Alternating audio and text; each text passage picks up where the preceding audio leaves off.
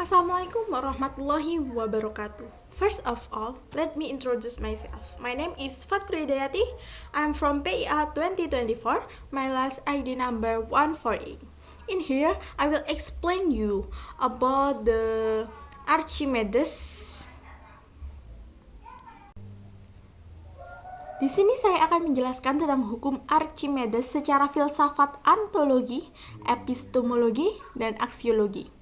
Hukum Archimedes berbunyi, benda yang dicelupkan ke dalam zat cair akan mengalami gaya ke atas yang sama besarnya dengan berat zat cair yang dipindahkan.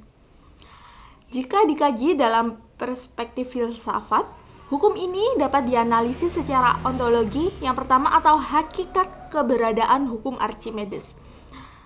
Hukum Archimedes ini merupakan bagian dari realitas alam yang menunjukkan bagaimana benda berinteraksi dengan fluida. Ya, jadi ada benda yang tercelup ke dalam fluida. Keberadaannya bersifat universal dan objektif karena berlaku di mana saja dalam kondisi yang sama. Tidak mengenal tempat, hukum ini berlaku di mana saja.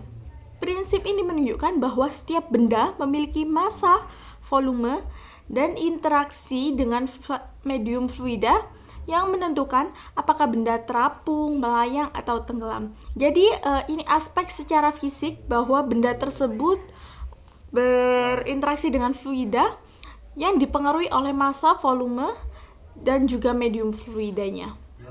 Yang kedua yakni secara epistemologi. Epistemologi ini sumber atau caranya cara Archimedes ini untuk memperoleh pengetahuan tentang hukum Archimedes ini. Epistemologi ini bagaimana Archimedes memahami hukum Archimedes, yakni melalui pengamatan empiris dan eksperimen dari pengalaman Archimedes saat berada di bak mandi.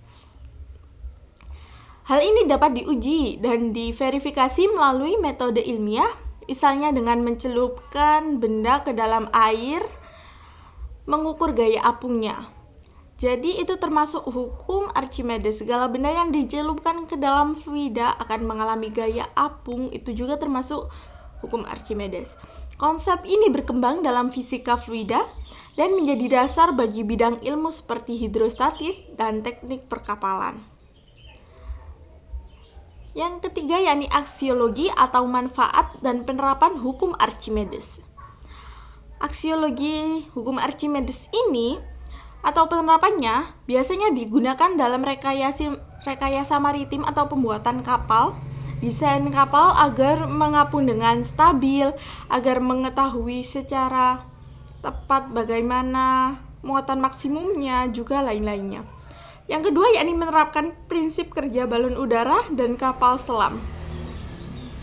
Hal ini memastikan atau memanfaatkan perubahan ini untuk memastikan kerapatan naik turunnya balon udara ataupun kapal selam. Yang keempat yakni memiliki aplikasi dalam pengukuran massa jenis benda, misalnya dalam teknik pengukuran emas untuk menghindari pemalsuan. Selain emas juga bisa juga benda lain kita untuk mengetahui perbedaan massa jenisnya, misalnya styrofoam dengan baja atau besi seperti itu. Jadi secara filsafat hukum Archimedes ini tidak hanya sekedar prinsip fisika, namun juga dapat dianalisis dari segi ontologi, epistemologi, dan aksiologi seperti tadi. Perspektif ini menunjukkan bahwa hukum fisika memiliki dimensi yang lebih luas dalam pemahaman manusia tentang dunia. Jadi segala sesuatu yang ada di dunia ini dapat dilihat dan diamati aspek-aspeknya. Berikut ini adalah sejarah penemuan hukum Archimedes oleh Archimedes. Yang pertama yakni Raja Hero II. Raja Hero II ini ingin memastikan apakah mahkotanya terbuat dari bahan pokok emas murni atau dilakukan kecurangan, pemalsuan emas murni atau pengurangan kadar emasnya. Keaslian mahkota ini dicurigai oleh raja sehingga raja memerintahkan Archimedes untuk melakukan penyelidikan. Lah, apa yang dilakukan Archimedes untuk membuktikan bahwa mahkota tersebut terbuat dari emas murni? Archimedes akan melakukan pengukuran. Archimedes berpikir dengan menyeburkan diri ke bak mandi yang penuh dengan air. Lalu Archimedes melihat air yang tumpah setara dengan volume tubuhnya yang masuk ke dalam air tersebut. Jadi Archimedes menemukan ini. Setelah itu, Archimedes mengukur berat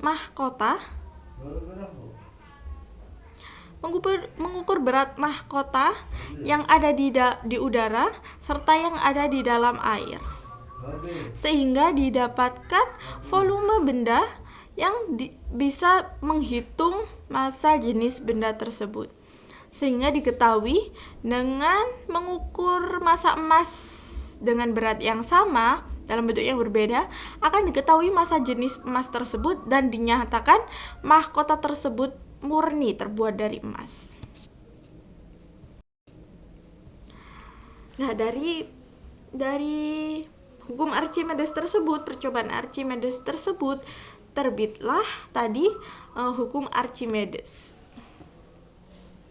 Sekian penjelasan dari saya. Wassalamualaikum warahmatullahi wabarakatuh.